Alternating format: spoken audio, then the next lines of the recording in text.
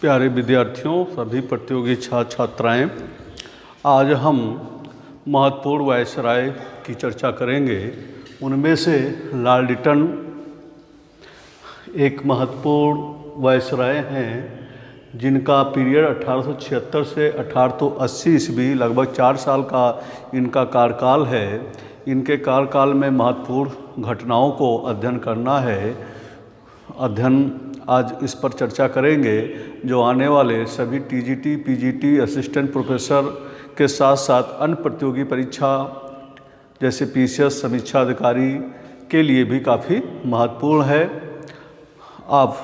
मेरा नाम डॉक्टर शैलेंद्र कुमार मिश्रा है और हमारा चैनल यूट्यूब पे टारगेट विद शैलेंद्र है। वहाँ जाकर आप सब्सक्राइब करें और जिससे कि आप हमसे जुड़ सकें और अधिक से अधिक लाभान्वित हो सकें। दूसरा चैनल है ऑटो प्ले पर गाइडेंस है, वहाँ पर जाकर भी आप हमें फॉलो कर सकते हैं और प्रतियोगी परीक्षा से संबंधित वीडियो को देखकर अधिक से अधिक लाभ आप उठा सकते हैं और सफलता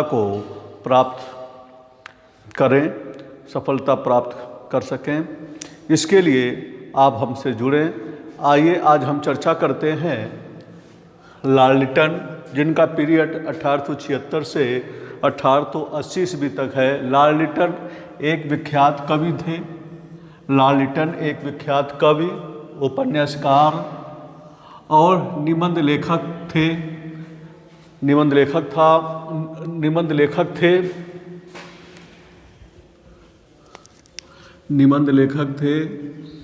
लॉर्ड लिटन एक विख्यात कवि, उपन्यासकार और निबंध लेखक थे और उसे साहित्य जगत में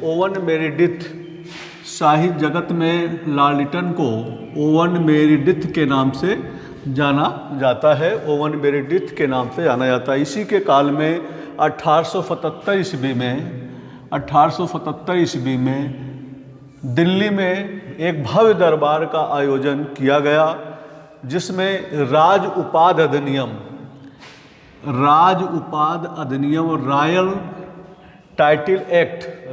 रॉयल टाइटल एक्ट 1876 के तहत 1 जनवरी 1877 को ब्रिटेन की महारानी विक्टोरिया को कैसर ए हिंद की उपाधि दी गई थी। अर्थात कहने का मतलब, दिल्ली में भव्य दरबार का आयोजन हुआ, वहाँ पे राज उपाधि अधिनियम, रॉयल टाइटल एक्ट पास हुआ और ब्रिटेन की महारानी विक्टोरिया को कैसर ए हिंद की उपाधि दी गई थी। इसी समय भारत में अकाल पड़ा हुआ था। उसी समय एक कलकत्ता में के अखबार निकला हुआ था, वहाँ लिखा था रोम जल रहा था और नीरो बंसी बजा रहा था। एक कटाक्ष किया गया था कि भारत देश में अकाल पड़ा हुआ है और भारत की महारानी जो है, ब्रिटेन की महारानी यहाँ पे भव्य दरबार कर रही हैं। उसी सिलसिले में लिखा था रोम जल रहा था और नीरो बंसी बजा रहा था। कैसर एक जर्मन उपाधि है, जिसका समानता सीजर से किया जाता है। 1877 के दिल्ली के दरबार में गोपाल हरि देशमुख हाथ से काती हुई खादी के कपड़े पहन कर गए थे, जबकि विश्वनाथ नारायण मांडलिक खादी पहनकर काउंसिल में गए थे। वेरी इंपॉर्टेंट क्वेश्चन, ये किसी भी परीक्षा में आ सकता है। यानी कहने मतलब 1877 के दिल्ली के दरबार में गोपाल हर देशमुख हाथ से तैयार की हुई खादी के कपड़े पहनकर गए थे, जबकि विश्वनाथ नारायण मांडलिक खादी पहनकर काउंसिल में गए थे। इन्हीं के काल में, यानी कि लॉर्ड लिटन के काल में 1878 ईस्वी में वर्नाक्युलर प्रेस एक्ट यानी कि देसी समाचार पत्र अधिनियम पारित हुआ और इसी के काल में भी इंडियन आर्म्स एक्ट 1878 पारित हुआ, जिसके 11वें अधिनियम के अनुसार भारतीयों के लिए बिना लाइसेंस के शस्त्र रखना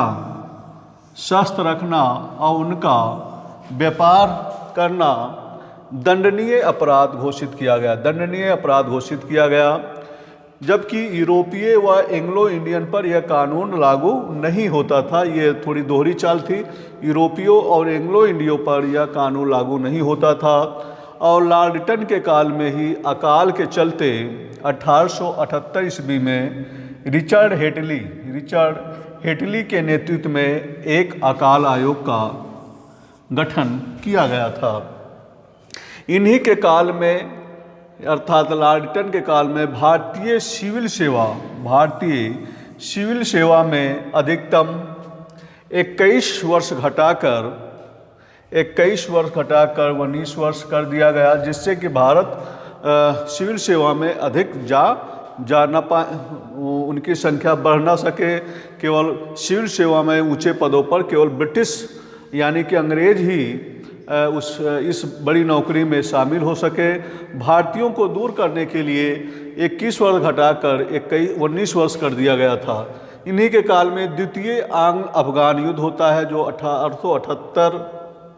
1876 से 1878 ईस्वी में द्वितीय आंग्ल अफगान युद्ध। और अफगानिस्तान के मामले में कुशल आक्रमणता की नीति त्याग कर अग्रगामी नीति, माने लॉर्ड लिटन ने अग्रगामी नीति फॉरवर्ड पॉलिसी की नीति का पालन करता है। द्वितीय आंग्ल अफगान युद्ध और अफगानिस्तान के मामले में कुशल आक्रमणता का नीति त्याग करके अग्रगामी नीति यानी कि फॉरवर्ड पॉलिसी की नीति अपनाने वाला पहला लॉर्ड लिटन है। लॉर्ड लिटन अग्रगामी नीति अपनाता है और कुशल आक्रमणता की नीति को त्याग देता है। लॉर्ड लिटन ने वायसराय को परामर्श देने के लिए देसी राजाओं की एक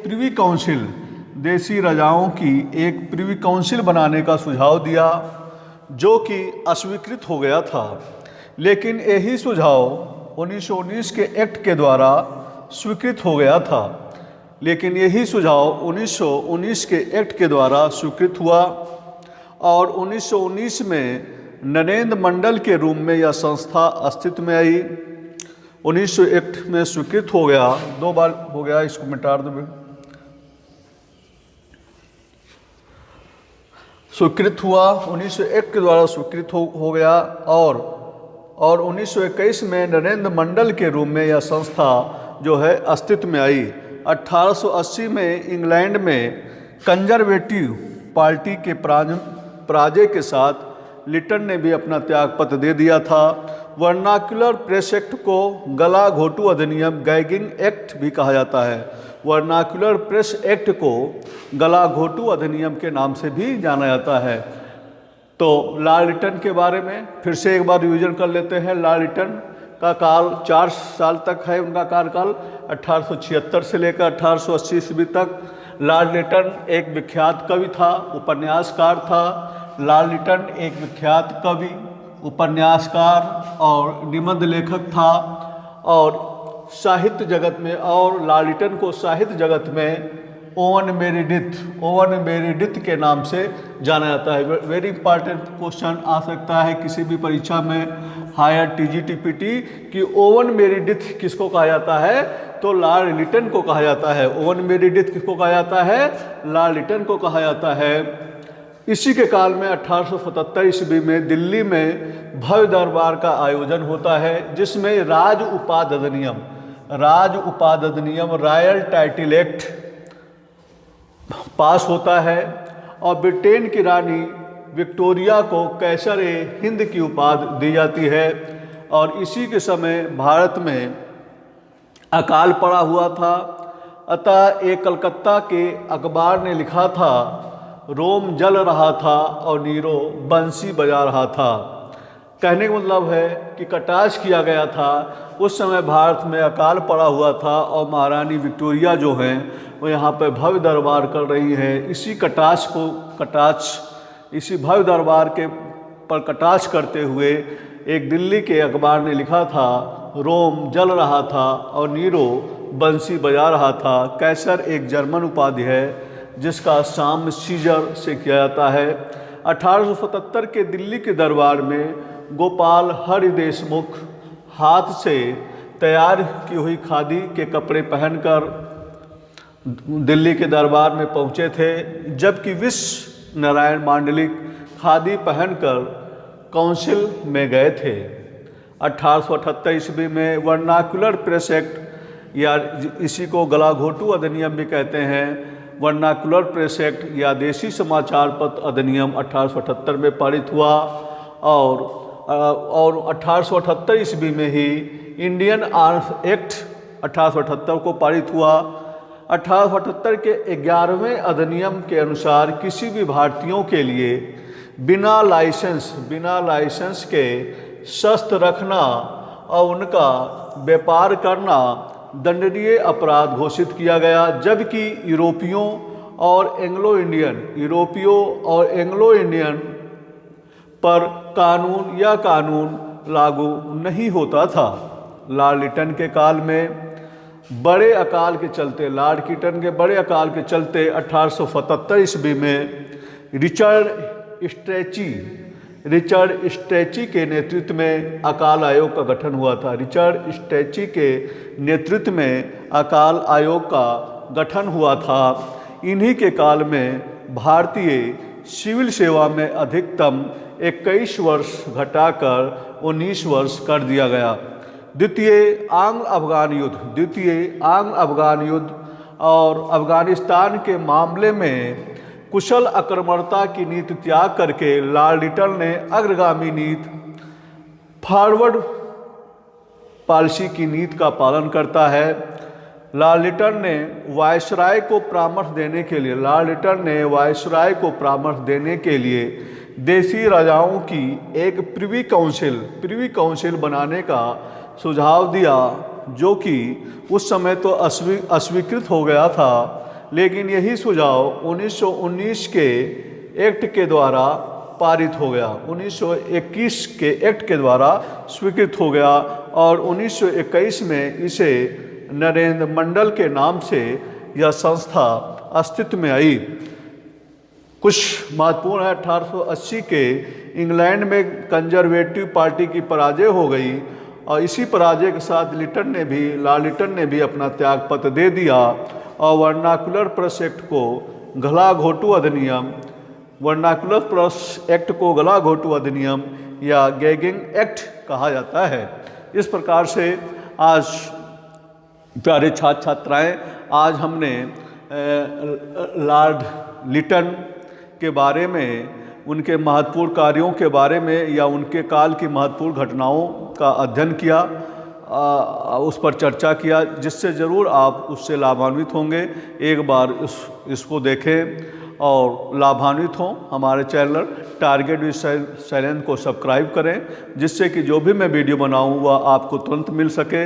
दूसरा चैनल ऑटो प्ले पर है, जो गाइडेंस के नाम से है, वहाँ पर भी जाकर आप फॉलो कर सकते हैं और अधिक से अधिक लाभान्वित हो सके।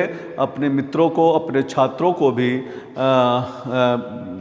एक बार वीडियो देखने के लिए प्रेरित करें, जिससे कि हम प्रमुख तथ्यों को एक जगह लिखने का, बताने का प्रयास करते हैं और आने वाले टीजीटी, पीजीटी, असिस्टेंट प्रोफेसर के लिए तो लाभ मिलेगा ही, साथ ही साथ पीसीएस समीक्षा अधिकारी में भी उन सभी छात्र जो तैयारी कर रहे हैं ज़रूर उससे लाभान्वित होंगे। धन्यवाद।